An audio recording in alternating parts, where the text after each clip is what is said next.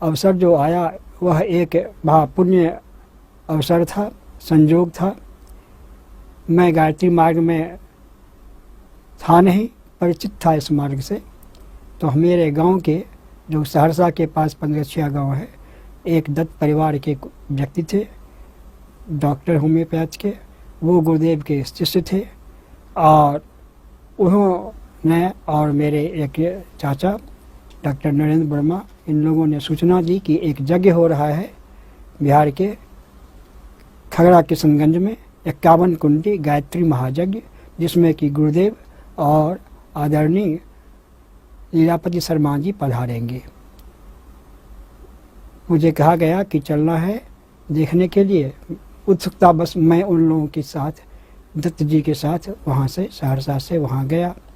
बड़ा आयोजन था मिल के कैंपस में, वो पूरा जगह का आयोजन था। मैं वहाँ रहा और गुरुदेव जहाँ ठहरे थे मिल के एक छोटे से कमरे में, मैं उनसे मिलने गया। देखा वहाँ बहुत सारे लोग, पुरुष और महिलाएं भेंट करने आते हैं। जो भी आते साष्टांग दंडवत करते लेट करके और उनका आशीर्वाद मिलता।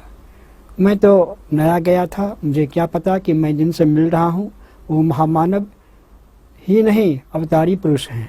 ये मुझे बाद में, बहुत दिनों बाद, जो कि समय गुजर गया, तब मेरी समझ में यह बात आई। उस समय मैं एक सामान्य आदमी ही उन्हें समझ रहा था, जैसे साधारण सामान्य देखने में, वैसे ही विचार में, वैसे ही बातचीत में, वैसे ही अपनत्व भाव में। उन्होंने मुझसे पूछा, मैंने उन्हें प्रणाम किया। तो उन्होंने मुझे पूछा क्या करते हैं। तो मैंने कहा कि मैं कॉलेज में प्राध्यापन का काम करता हूँ, सहरसा में ऐसे रह रहा हूँ। फिर उन्होंने कुछ विशेष पूछा नहीं, कहा कि आप गायत्री की दीक्षा ले लीजिए। मैंने उनसे कहा कि दीक्षा मैं क्यों ले लूँ, मैं तो यहाँ पर उत्सुकता बस आया था, यज्ञ होता है और यज्ञ देखना और करना एक पुण्य कार्य है, मैं इसलिए आया हुआ था। मेरे गांव के एक आदमी आ रहे थे, उनके साथ मैं दीक्षा क्यों ले लूँ। और मैं भारतीय वेशभूषा में भी नहीं था, कोट पैंट आदमी में था। हम वो 2-3 बार कहा नहीं आप दीक्षा ले लीजिए। मैं कहा कि मैं क्यों ले लूँ दीक्षा, मुझको समझ में नहीं आ रही क्यों दीक्षा ले लूँ। मैं तो देखूंगा जग चला जाऊंगा। उन्होंने कहा नहीं दीक्षा आप ले लीजिए।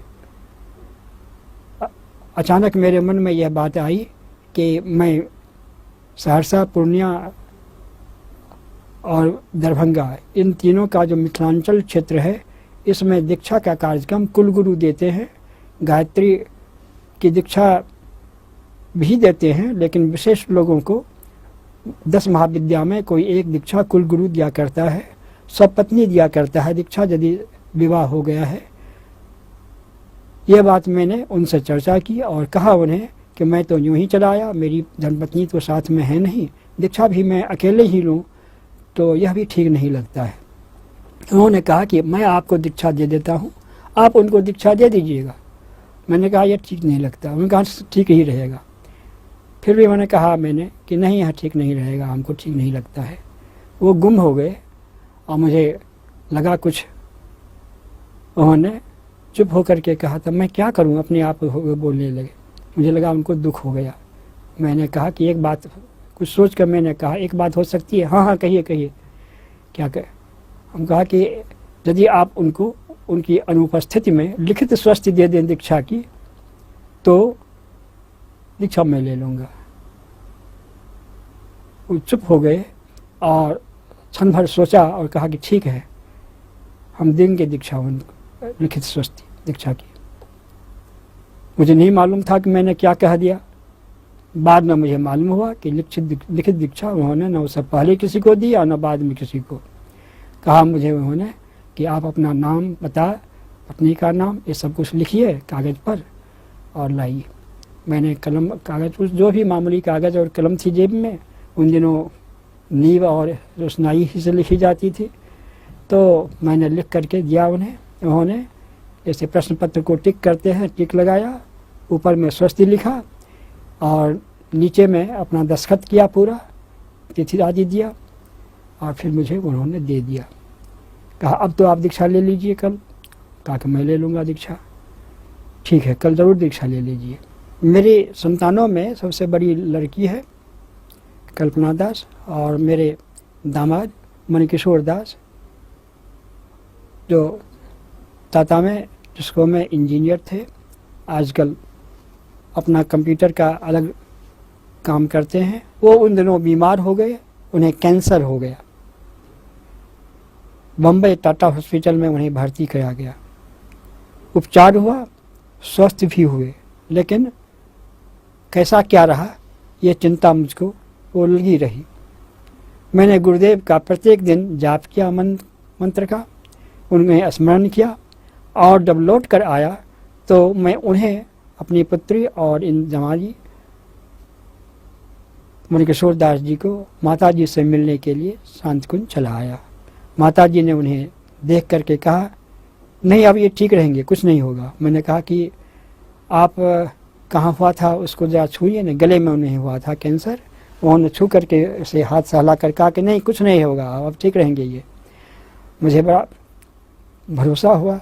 इसके बाद कैसे यह घटना हो गई उनके ठीक होने की, लोगों को भी आश्चर्य लगता है कि किस ढंग से वो ठीक हो गए और बराबर स्वस्थ रह पाए। प्रत्यक्षतः कुछ मांगने और प्रत्यक्षतः कुछ पाने जैसी बात तो मैं समझ नहीं पाता, लेकिन इतना मैं अवश्य ही कहूँगा कि जब भी मैंने कुछ कामना की, चाहा कुछ उनसे पाने को, उनसे मिलकर और नहीं भी मिलकर, उनके शरीर में रहते हुए भी और नहीं भी रहते हुए, किसी किसी न ढंग से और किसी न किसी अज्ञात व्यक्ति के भी सहयोग से वे सारे काम पूरे होते हुए चले गए। इसी विश्वास के सहारे मैं यह चाहता हूँ कि लोग जो जुड़े हैं उनसे वो विश्वस्त भाव से उनके कार्य को करते हुए चलें। उनकी सहायता की कमी का अनुभव उन्हें कभी भी नहीं होगा। जैसा उनका आश्वासन है कि मेरे सूक्ष्म शरीर से, कारण शरीर से उनका सहयोग मेरे स्थूल शरीर के न रहने पर भी होता चला जाएगा, वो सत्य है, परम सत्य है। लोग ऐसे कुछ कार्यों को करते हुए अनुभव स्वयं करेंगे, और इस विश्वास को मैं चाहता हूँ कि उनके सारे शिष्य और सारे मानव समुदाय जो भी है वो ग्रहण करे, उनसे लाभ उठावे, उनकी कृपा अनुदान वरदान की सारे समय उनके